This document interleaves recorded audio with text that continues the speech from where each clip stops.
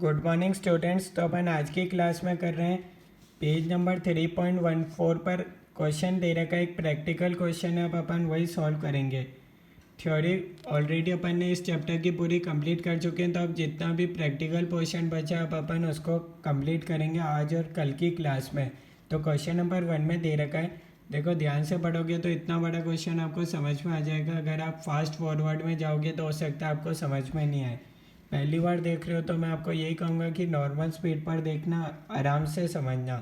KP limited KPL manufactures and sales one product called KEIA. Managing director is not happy with its current purchasing and production team. There has been considerable discussion at the corporate level as to use of just-in-time system of KEIA. As per the opinion of managing director of KPL Limited, उनका क्या opinion है? Just in time system is a pull system which response to demand in contrast to a push system in which stocks act as buffers between the different elements of a system such as purchasing, production and sales. By using just-in-time system, it is possible to reduce carrying cost as well as other overheads. अभी उन्होंने just in time के बारे में ये थोड़ा define दे रखा है। अभी आपको समझ नहीं आएगी, मैं आपको आराम से एग्जाम्पल के थ्रू समझाऊंगा। KPL is dependent on contractual labor which has efficiency of 95% for its production. यानी कि लेबर की कितनी एफिशिएंसी है? 95% है। The labour has to be paid for minimum 4000 hours per month to which they produce 3800 standard hours. यानी कि इसको इस तरीके से समझो, अगर आप ऑफिस जाते हो 8 घंटे आप ऑफिस जाते हो अभी आर्टिकलशिप में, तो आप 1 घंटा लंच ब्रेक भी लेते हो, पर जो आपको पूरा स्टाइपेंड मिलता है वो पूरे 8 घंटे के हिसाब से मिलता है। ये नहीं कि 8 में से 1 घंटा अगर आपने लंच ले लिया तो आपको सिर्फ 7 घंटे का स्टाइपेंड मिलेगा, मतलब लंच ब्रेक का भी आपको स्टाइपेंड मिलता है। इसी हिसाब से दे रखा है कि उनको जो पैसे मिलेंगे वो 4000 आवर्स के हिसाब से मिलेंगे, पर वो एक्चुअल काम करते हैं वो 3800 काम ही करते हैं। यानी कि 200 घंटे में वो अपना लंच ब्रेक टॉयलेट कर दें तो उसका पैसा नहीं काटेंगे, पर जो एक्चुअल काम हो रहा है वो तो इतने घंटे ही हो रहा है। ठीक है।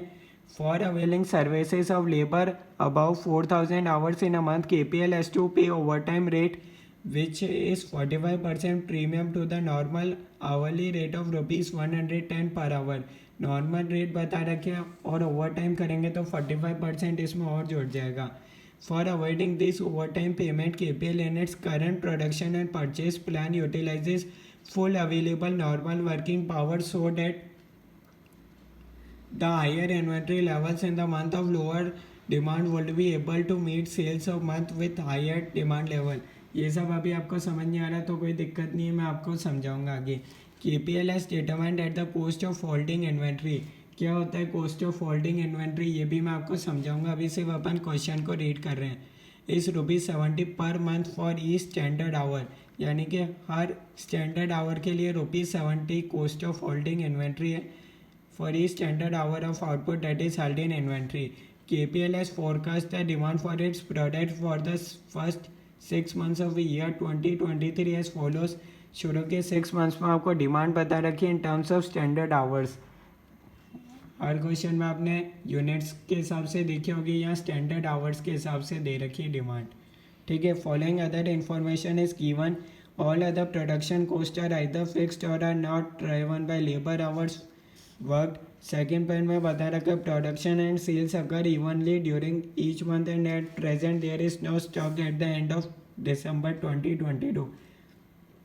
सेकेंड पॉइंट को ये यूँ पे बोल सकते थे कि कोई ओपनिंग स्टॉक नहीं है, क्योंकि ये 2023 का डेटा दे रखा है। उससे पहले जनवरी 23 से पहले दिसंबर 22 में कोई स्टॉक नहीं है, यानी कि यहाँ पर अपन को कोई ओपनिंग स्टॉक नहीं दे रखा है। उसको इतना टफ लैंग्वेज में दे रखा है। थर्ड है the labours are to be paid for their minimum contracted hours in each month in respective of purchase and production system. उनको तो जितना मिनिमम आवर्स है उसके हिसाब से पे करना है।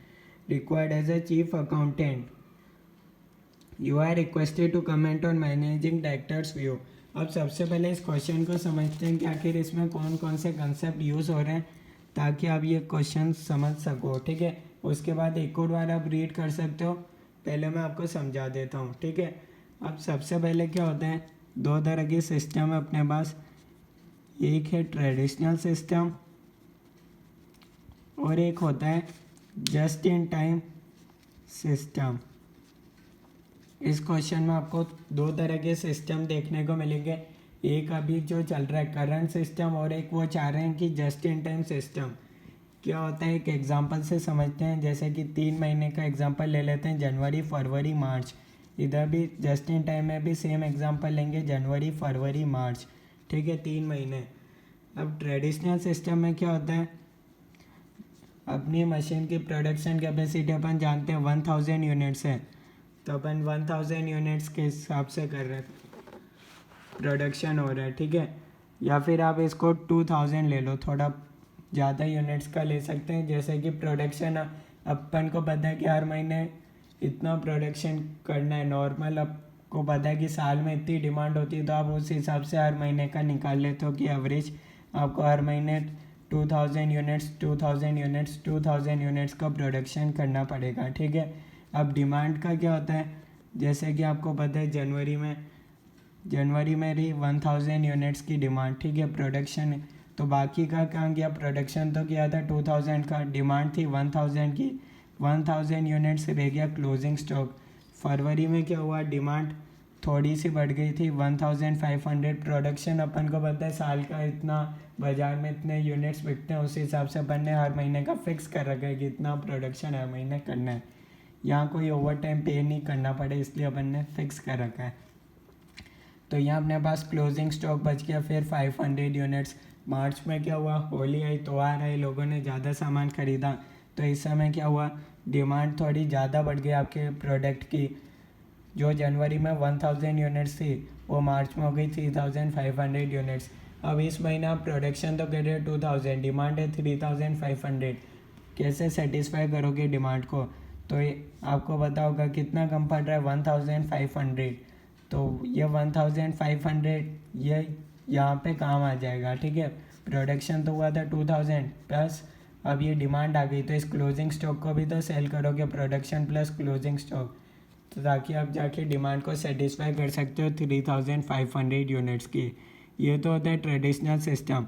ट्रेडिशनल सिस्टम में क्या होता है, क्लोजिंग स्टॉक मेंटेन होता है, जनरली आपको फिक्स कर लेते हैं हर महीना अपन को इतना प्रोडक्शन करना है, फिर चाहे डिमांड कम हो ज़्यादा हो, प्रोडक्शन लेवल फिक्स रहता है, जो बचता है आप क्लोजिंग स्टॉक में डाल देते हो, जब डिमांड ज़्यादा आती है क्लोजिंग स्टॉक में से यूज़ कर लेते हो।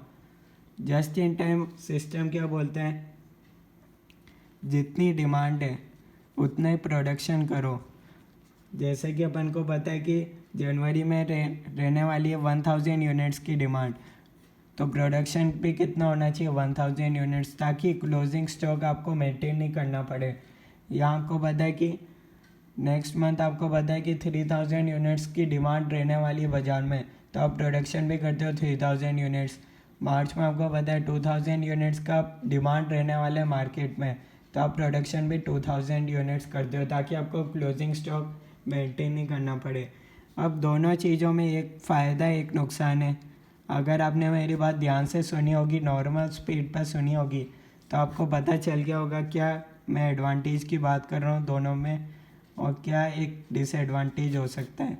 ट्रेडिशनल सिस्टम में क्या एक तो सबसे पहले अपन देखते हैं डिसएडवांटेज। ट्रेडिशनल सिस्टम का आपको डिसएडवांटेज दिख रहा होगा, दोनों को कंपेयर करोगे तो इसमें आपको क्लोजिंग स्टॉक मेंटेन करना पड़ेगा, तो आप इसको यूँ बोल सकते हो कैरिंग कॉस्ट। क्लोजिंग स्टॉक को कहीं तो रखोगे, इतनी सारी यूनिट्स 1000 यूनिट्स, उसको कहीं रखना पड़ेगा, उसको अपन बोलते हैं कैरिंग कॉस्ट। जब तक वो बिकी तो ये मार्च महीने के अंदर, 2 महीने तो आपको ये जनवरी और फरवरी, ये 2 महीने तो आपने इस होल्ड करके रखी ना यूनिट्स, जो जहाँ किसी जगह भी रखोगे तो वहाँ का आपको रेंट देना पड़ेगा, ठीक है। तो इसको अपन बोलते हैं, कोई पेरिशेबल आइटम होता है तो उसको रेफ्रिजरेटर उसमें रखना पड़ता है। तो ये अपने पास यहाँ ट्रेडिशनल सिस्टम में एक कौन सा एक्सपेंस ज़्यादा है, कैरिंग कॉस्ट। जेआईटी सिस्टम में देखोगे कोई क्लोजिंग स्टॉक मेंटेन नहीं करो, जितना डिमांड है उस हिसाब से प्रोडक्शन करना। अब जेआईटी सिस्टम का क्या डिसएडवांटेज है, जेआईटी सिस्टम का डिसएडवांटेज है ओवर टाइम। जी हाँ, बिल्कुल सही सुना, अगर आपको जितनी डिमांड है उस हिसाब से प्रोडक्शन करना है तो आपको ओवर टाइम करना पड़ेगा। भाई लेबर दिन में 8 घंटे काम करते हैं तो वह 1000 यूनिट्स ही बना पाते हैं। पर अगर आपकी फरवरी में ज़्यादा डिमांड आ गई तो ज़्यादा आपको प्रोडक्शन करना पड़ेगा, तो लेबर्स को भी ज़्यादा देना पड़ेगा वेजेस। तो यहाँ एक डिसएडवांटेज है ओवर टाइम। ठीक है, ओवर टाइम आपने देखा होगा यहाँ 45% प्रीमियम है, तो ये एक डिसएडवांटेज है जीआईटी सिस्टम का। तो इस क्वेश्चन में अपन को क्या करना है, इस क्वेश्चन इलस्ट्रेशन नंबर 1 में अपन को निकालना है टोटल कॉस्ट निकालना है, दोनों के हिसाब से निकालना है। एक निकालना है ट्रेडिशनल सिस्टम के हिसाब से, एक निकालना है जीआईटी सिस्टम के हिसाब से। दोनों में से जो कम आएगा उस सिस्टम को अपन अडॉप्ट कर लेंगे कि हाँ भैया इसमें अपन ना खर्चा कम है। अब यहाँ तो मैंने एग्जांपल दिए थे जनवरी फरवरी मार्च, क्वेश्चन में कितने 6 मंथ गिवन है, तो 6 मंथ का अपन को चार्ट बनाना पड़ेगा। जनवरी फरवरी मार्च अप्रैल मई और कितना है जून तक दे रखा है। ठीक है, एक आगे ले लेते हैं, नंबरिंग दे दो, जनवरी फरवरी मार्च अप्रैल मई जून। सबसे पहले अपन ट्रेडिशनल सिस्टम के हिसाब से समझेंगे। ट्रेडिशनल सिस्टम में क्या होगा, ओपनिंग स्टॉक क्लोजिंग स्टॉक होगा। जनवरी में तो कोई ओपनिंग स्टॉक है नहीं, सेकंड पॉइंट में इतना हार्ड लैंग्वेज में दे रखा है कि इस सेकंड पॉइंट का मतलब है कोई ओपनिंग स्टॉक नहीं है जनवरी में। ठीक है, अब क्या है ट्रेडिशनल सिस्टम में अपन फिक्स कर लेते हैं कि भैया प्रोडक्शन कितना करना है, यहाँ कितना प्रोडक्शन करेंगे फिक्स कर लेंगे। जैसे कि आपको पता है कि आवर्स के बेसिस पे दे रखे हैं, तो यहाँ पे for to which they produce 3800 standard hours, तो यहाँ अपना फिक्स है 3800 आवर्स काम करना ही करना है। जो इतना इफेक्टिव टाइम है उसको तो अपन 3800 ही बोलेंगे, क्योंकि 4000 घंटे आते हैं, पर 200 घंटे लंच में जा रहे हैं, वॉशरूम में जा रहे हैं, तो उसका मैं क्या करूं, मतलब उसका तो सिर्फ आपको पेमेंट करना है, पर जो एक्चुअल प्रोडक्शन होगा उसमें तो अपन 3800 ही ले सकते हैं। ठीक है, तो ये आपका हो गया प्रोडक्शन, माइनस कर देंगे इसमें से जो डिमांड आ रही है।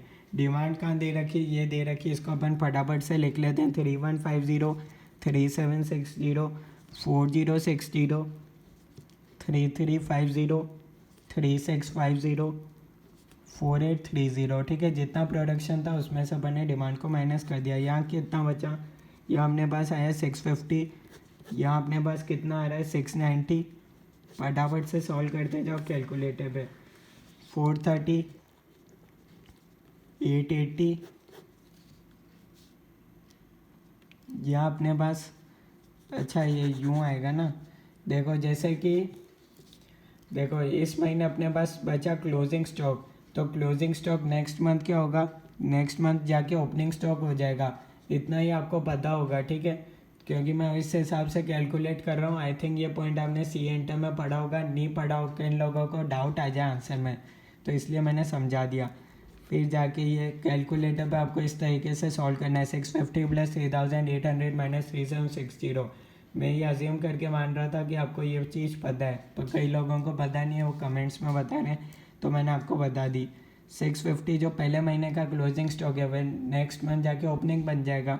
ठीक है, ये आ गया 690। अब 690 इधर लिखोगे, 690 मैं लिख ही देता हूँ, 690 प्लस 3800 माइनस 4060, ये आपके पास आ गया 430। ठीक है, 430 इधर लिखोगे प्लस 3800 माइनस 3350, ये आपके पास आ गया 880। फिर इसको इधर लिख दो, ये सॉल्व कर लो, ये आपके पास आ रहा है 1030। ठीक है, अब 1030 इधर लिख लो प्लस 3000, यहाँ अपने पास आ गया क्लोजिंग स्टॉक, कुछ नहीं आ रहा। यहाँ तक आपको समझ में आ गया होगा, कोई डाउट है तो बता सकते हो। अब आप क्योंकि क्लोजिंग स्टॉक मेंटेन कर रहे हो, तो मैंने बताया था कैरिंग कॉस्ट भी आएगा। आपको ये थोड़ी ना पता है ये कब आएगी। मैं मेरे एग्जांपल में तो इधर मार्च महीने में काम आ गया था ये क्लोजिंग स्टॉक, पर आपको इधर आपको जनरली पता थोड़ी ना होता है कि ये जो क्लोजिंग स्टॉक है वह एक्चुअली कौन से महीने में जाके काम आएगा। तो इसको कैसे निकालते हैं, इसके लिए अपन निकालते हैं average inventory, opening stock plus closing stock divided by 2। ये आपको कंसेप्ट आपने सी एंटर में पढ़ा होगा, 0 प्लस 650 डिवाइडेड बाई 2, ये आपके पास आ रहा है 325। ऐसे ही सबका निकालना है आपको। 650 प्लस 690 डिवाइडेड बाई 2, ये आपके पास आएगा। इधर मैं लिख देता हूँ, पहले का है 325, 670 opening plus closing divided by 2।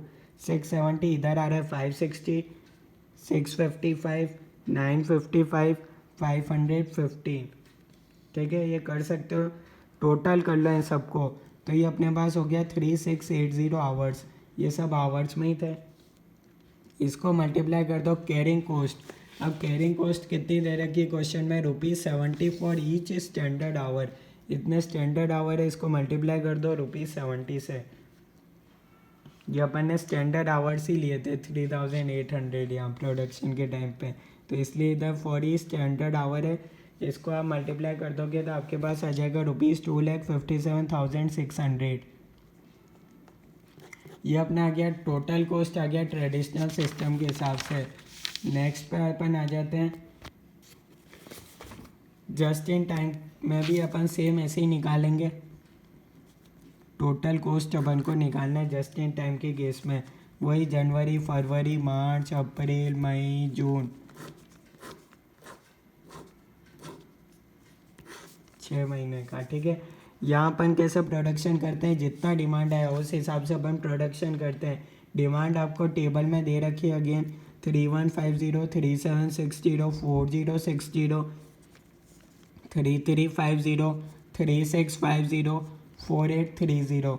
ये अपना डिमांड है। अब अपन इस हिसाब से करेंगे प्रोडक्शन कितना करेंगे, जितना डिमांड है सेम इतना ही करेंगे। इसको वापस लिख दो ताकि अपने पास क्लोजिंग स्टॉक इधर कुछ बचता ही नहीं है। जस्ट इन टाइम का क्या डिसएडवांटेज था, ओवर टाइम आपको पे करना पड़ता है। ठीक है, क्योंकि आपको पता है यहाँ कितना है एफिशिएंसी है, वो जितना करते हैं उसका एफिशिएंसी है 95%। टोटल आप पे कर रहे हो 4000 आवर्स में, उसके 95% एफिशिएंसी से वो काम करते हैं, तो 3800 आवर्स। यानी कि अगर ये 3800 से ज़्यादा हुआ तो वो टाइम हो जाएगा ओवर टाइम। ठीक है, तो कौन सा, इधर ओवर टाइम की ज़रूरत नहीं, इधर नहीं है, इधर ज़रूरत है, इधर नहीं है, इधर नहीं है। 3800 से ज़्यादा ये है, कितना आएगा इधर ओवर टाइम। पहले तो देखो 3800 माइनस 4060 कर दो, 260 आ रहा है। 3800 माइनस 4830, 1030, ये आपके पास जाएगा ओवर टाइम। ठीक है, ओवर टाइम अपने पास इतने आवर्स अपन को ज़रूरत है, कितने, 1290 आवर्स। अब एक गलती यहाँ पर, जो ओवर टाइम की रेट आपको कितनी दे रखी है, ₹110, तो नॉर्मल है, इसमें 45% ऐड कर दो ओवर टाइम का। ठीक है, तो ये आपके पास आ जाएगा 159.5। इसको सॉल्व करा है, सिर्फ 159.5 आएगा। क्या मैं इसको इससे मल्टीप्लाई कर दूँ, नहीं। ये पॉइंट टीचर भी कई बार गलत कर देते हैं, बच्चों को गलत पढ़ा देते हैं, आपको ध्यान रखना है। कई बार ये टीचर भी गलत कर देते हैं, तो स्टूडेंट को तो यहाँ बहुत ज़्यादा ध्यान रखना पड़ता है एग्ज़ाम में, वरना आंसर गलत आ जाएगा। 1290 आवर्स मेरे को चाहिए, एकदम काम करना है। जैसे कि आप ऑफिस में जाते हो आर्टिकलशिप में, आपको आपके बॉस ने बोला आपको कि मेरे को 8 घंटे तुम काम करो, प्योर 8 घंटे तुम्हें काम करना ही है, तो आपका ऑफिस आवर्स टोटल कितना रहेगा, 9 घंटे का। क्यों, क्योंकि आपको पता है 1 घंटा तो आपको, अगर आपको 8 आवर्स की एफिशिएंसी से काम करना है, बॉस ने बोला, तो आप 9 घंटे ऑफिस आवर्स माना जाएगा। क्यों, क्योंकि 1 घंटा तो आप लंच ब्रेक भी तो लोगे। अगर आपके बॉस ने बोला 8 घंटे बैठ के इसी कुर्सी पे बैठ के काम करना है, तो क्या 8 आवर्स आप कॉन्स्टेंटली कर सकते हो, नहीं। 1 आवर ज़्यादा ही रहेगा आपका ऑफिस आवर, ऑफिस टाइम आपका रहेगा 9 आवर्स। क्यों, क्योंकि 1 घंटा आपको बीच में लंच ब्रेक भी तो जाना पड़ेगा, टॉयलेट भी तो जाना पड़ेगा। तो टोटल अगर आप 9 घंटे आपका ऑफिस टाइम रहेगा, तब जाके आप 8 आवर्स काम कर सकते हो। सेम इसी वे में ही हो रहा है। 1290 में कितना हो रहा है, 95% एफिशिएंसी। अपन को चाहिए 100% के हिसाब से। हाँ, पे आपको कितना करा जाता है, 9 आवर्स के हिसाब से। ठीक है, तो ये आप देख सकते हो, यहाँ दे रखा है एफिशिएंसी है 95% की, तो यहाँ कितना रहेगा, इसको क्रॉस मल्टीप्लाई कर सकते हो। ठीक है, या फिर आप इसको यूँ भी कर सकते हो, 1290 डिवाइडेड बाई 95%। तो ये अपने पास आ रहा है 1357.89 आवर्स। इतने घंटे अपन वर्कर्स को बुलाएंगे तो जाके वो इतना घंटे प्योर काम कर पाएंगे। अगर इतने घंटे उनको बुलाया तो इसमें से वो लंच ब्रेक ले लेंगे तो नुकसान हो जाएगा। अपन इतने घंटे उनको बुलाएंगे तब जाके अपना इतना घंटा काम हो पाएगा। इसको इससे मल्टीप्लाई कर दो, ये अपने पास आ गया 2,16,583। ट्रेडिशनल में से माइनस कर दो, जो ट्रेडिशनल का अमाउंट था कितना था उसमें से इसको माइनस कर दो, तो यहाँ अपने पास आ रहा है ये अपने पास आ रहा है सेविंग अपने पास आ जाएगा। सेविंग आ रहा है अपने पास 41,017। इतनी अपने पास सेविंग हो जाएगी अगर just in time approach upon follow करेंगे तो ये आपको समझ में आ गया होगा। कैसे निकाला सेविंग, ट्रेडिशनल में से इसको माइनस कर दिया तो इतना अपने सेविंग हो रहा है। ये नंबर छोटा था जो ट्रेडिशनल का नंबर आया था, तो इसका मतलब इधर अपनी कॉस्ट कम आ रही है तो यहाँ अपनी सेविंग हो रही है। अगर अपन ने इस सिस्टम को फॉलो कर लिया तो अपना इतना सेव हो जाएगा रुपीज़। ठीक है, ये था आवर्स, इसको रेट से मल्टीप्लाई कर दिया तब आपको इतना बड़ा क्वेश्चन समझ में आ गया होगा आई थिंक। फिर भी कोई डाउट है कमेंट्स में बता सकते हो। ऐसे ही एक और छोटा सा क्वेश्चन अपन और कर लेते हैं ताकि अपन नेक्स्ट क्लास में इस चैप्टर को कंप्लीट कर सकेंगे। अदरवाइज एक बार आप ब्रेक ले सकते हो, उसके बाद अपन शुरू करते हैं एक और क्वेश्चन इसी वीडियो में।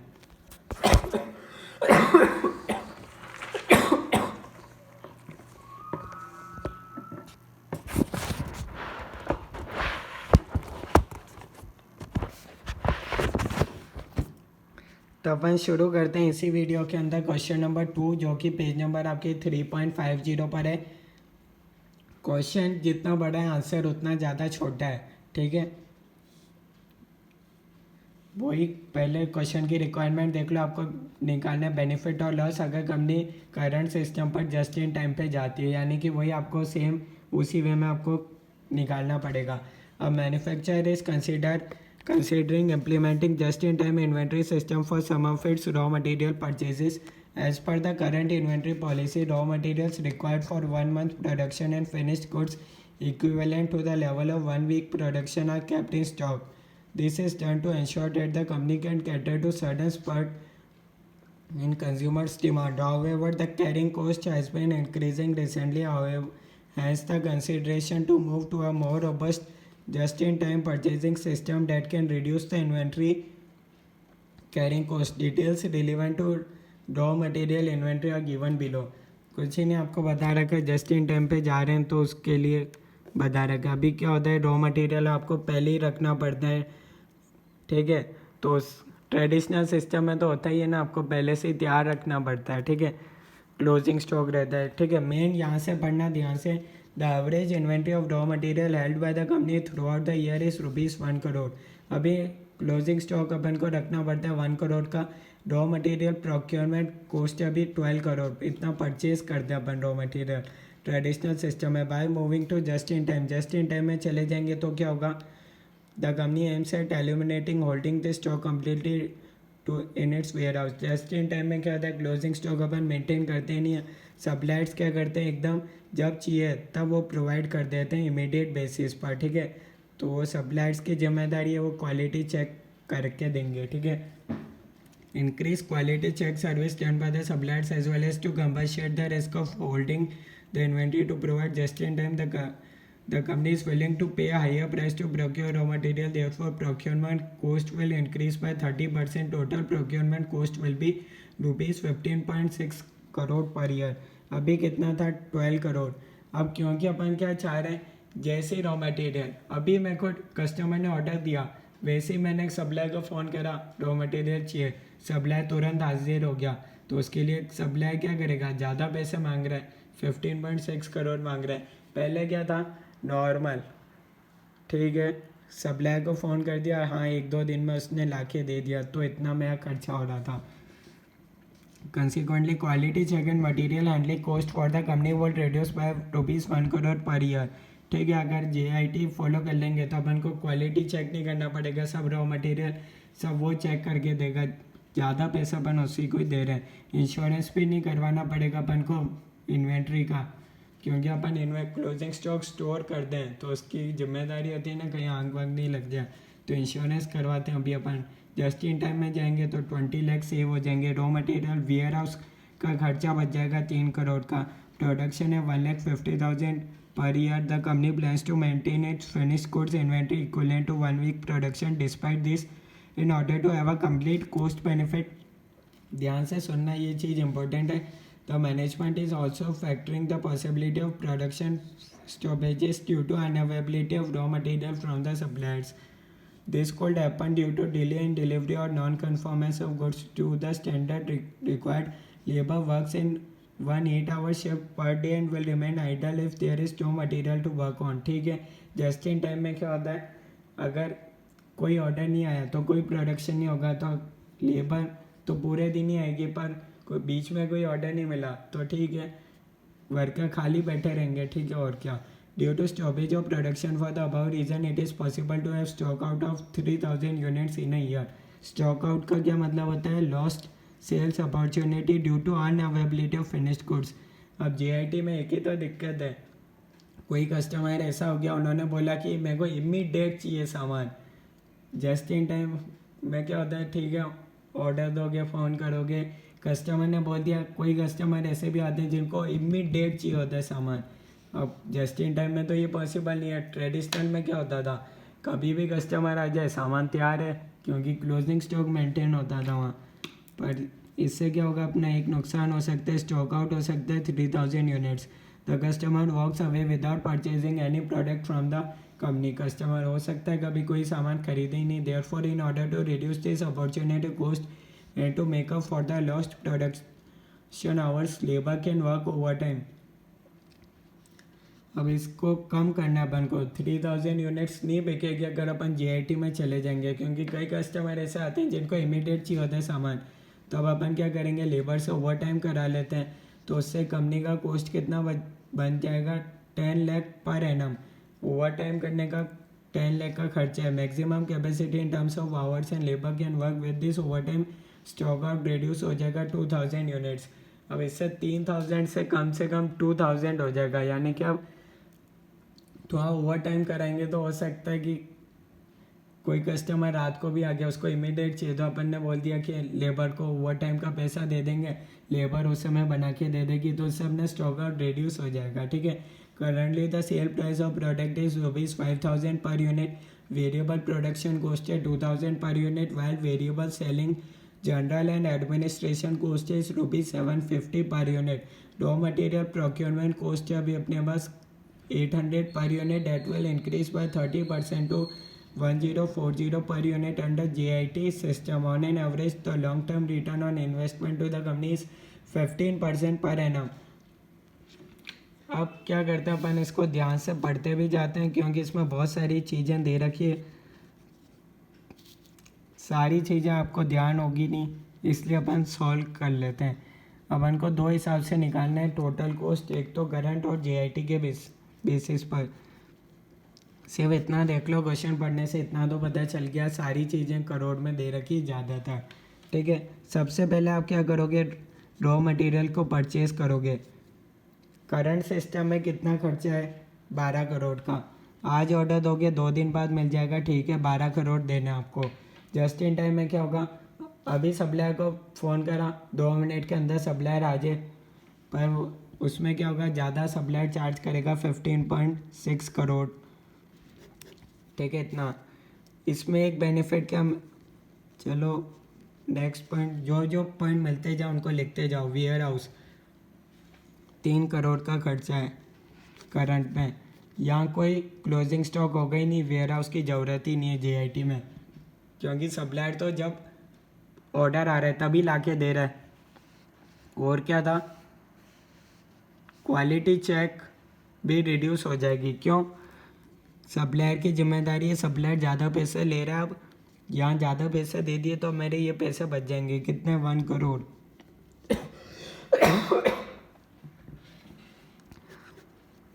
1 करोड़ मेरे इधर बच जाएंगे. क्यों, क्योंकि मेरे को चेक नहीं करना पड़ेगा. करंट में क्या होता था, सप्लायर ने ला के दे दिया, अब मैं खुद चेक करूँगा रॉ मटेरियल सही है या नहीं है, मेरे को चेक करना है। यहाँ ज़्यादा पैसे दे दिए यानी कि अच्छा सामान ही देगा। इंश्योरेंस, स्टोर ही नहीं कर रहा हूँ तो इंश्योरेंस भी नहीं करवाना पड़ेगा रॉ मटेरियल का। 20 लाख सब इधर करोड़ में लिखा है तो इसको कन्वर्ट कर दो तो ये अपने पास हो गया 0.20 करोड़। यहाँ मेरे ये सब बच जाएंगे क्योंकि सप्लायर तुरंत ला के दे रहा है। जैसे ही कस्टमर ने बोला वैसे ही कस्टमर ने ऑर्डर दिया, सप्लायर रॉ मटेरियल ला के दे रहा है 1 सेकेंड के अंदर। तो ये सब मेरा पैसे बच रहे हैं, वेयर हाउस का, क्वालिटी चेक का, इंश्योरेंस का। सिर्फ रॉ मटेरियल कॉस्ट ही तो ज़्यादा लगी। और क्या हो रहा है, इधर एक दिक्कत थी, ओवर टाइम की दिक्कत है। यहाँ कोई ओवर टाइम नहीं होता था क्योंकि सामान ऑलरेडी पड़ा रहता था। यहाँ ओवर टाइम रहेगा। ओवर टाइम कैसे निकालेंगे, उसके लिए बनाएंगे वर्किंग नोट नंबर। अच्छा, वर्क ओवर टाइम के लिए तो आपको दे रखा है कितना खर्चा होगा कंपनी का, 10 लाख। 0.10 कर दो, ठीक है, क्योंकि करोड़ में लिख रखे हैं सारे डेटा, ठीक है। ओवर टाइम आपको दे रखा है। एक था स्टॉक आउट। स्टॉक आउट क्या होता है, इसके लिए तो बना ही देते हैं working note. Stock out, stock out क्या होता है, सबसे पहले तो ये समझो, लॉस्ट सेल्स अपॉर्चुनिटी।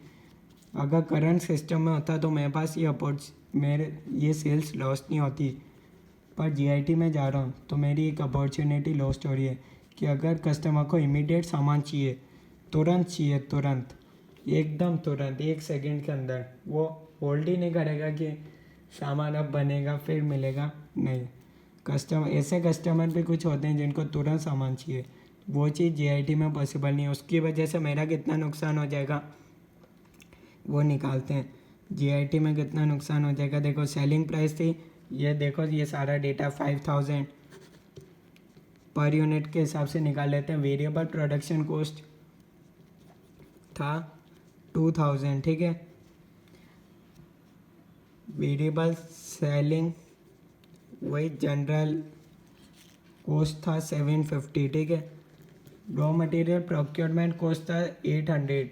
अब ये प्रोक्योरमेंट कॉस्ट तो वेरिएबल प्रोडक्शन कॉस्ट में ऑलरेडी इंक्लूड होती है, इतना आपको पता होना चाहिए, सिएंटा कॉस्टिंग पढ़ के आयो।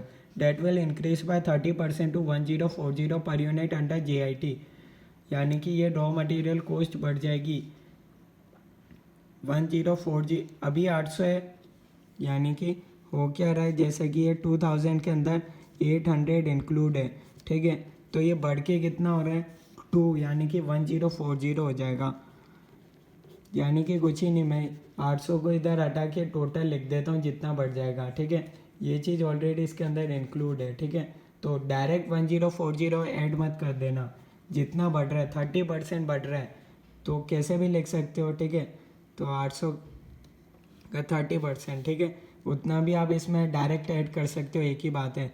तो ये अपने पास टोटल कितना हो जाएगा 3240, ये अपने पास आ रहा है, ठीक है। तो ये टोटल अपने पास कितना आ गया, लॉस्ट कंट्रीब्यूशन आ गया अपने पास पर यूनिट के हिसाब से 2010 अपना लॉस्ट कंट्रीब्यूशन है।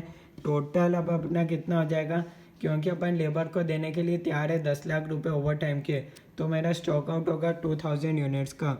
तो ये लॉस्ट अपॉर्चुनिटी हमने पढ़ा होगा ना, सिएंटा कॉस्टिंग में आता है अपॉर्चुनिटी कॉस्ट नाम से टॉपिक, बस ये वही है।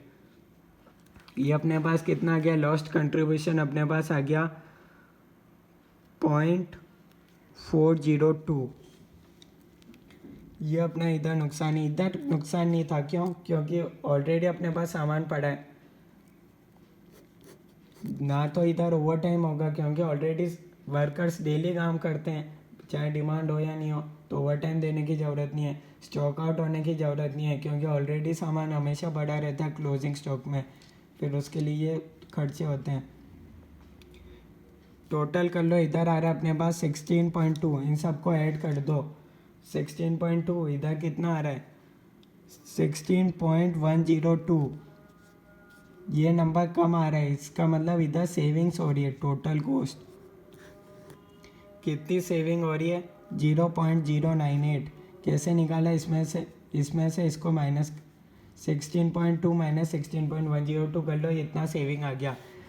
जितना सेविंग होगा उसका इन्वेस्टमेंट कर दो 0.098, इन्वेस्टमेंट का रिटर्न कितना मिल रहा है आपको? 15% मिल रहा है। 0.0147, ये सब करोड़ में था।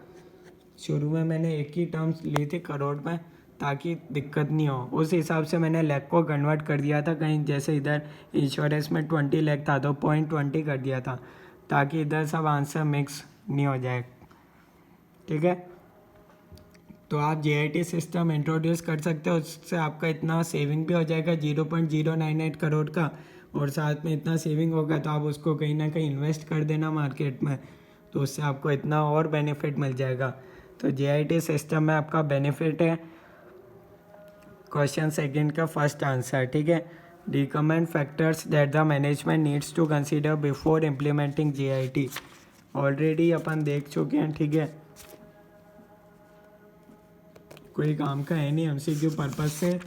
सेकंड पॉइंट, फर्स्ट पॉइंट आ सकता है, वो आपसे ये पूछ सकते हैं MCQ में कितना इन्वेस्टमेंट होगा, ये आंसर पूछ सकते हैं, ये आंसर पूछ सकते हैं। मतलब एग्ज़ाम में केस स्टडी आएगी, तो केस स्टडी में वो एक केस स्टडी में 4 MCQ डाल देंगे। पहला MCQ का ये डाल देंगे, दूसरा इसका डाल देंगे, तीसरा इसका डाल देंगे, ठीक है। फोर्थ पॉइंट में पूछ सकते हैं कि अल्टीमेटली कौन सा सिस्टम बेटर है, करंट या JIT। तो इस तरीके से आपके एग्ज़ाम में केस स्टडी आएगी। 2-2 नंबर के अगर क्वेश्चन हुए तो 4 MCQ अगर आए तो 8 नंबर का ये क्वेश्चन बन सकता है।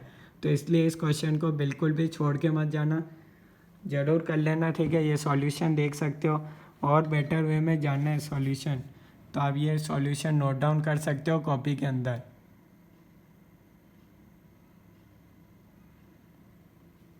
ठीक है, आपके लिए बेटर वे में ऑलरेडी मैंने प्रेजेंट कर रखा है। और कहीं डाउट है तो आप कमेंट्स में बता सकते हो। Thank you.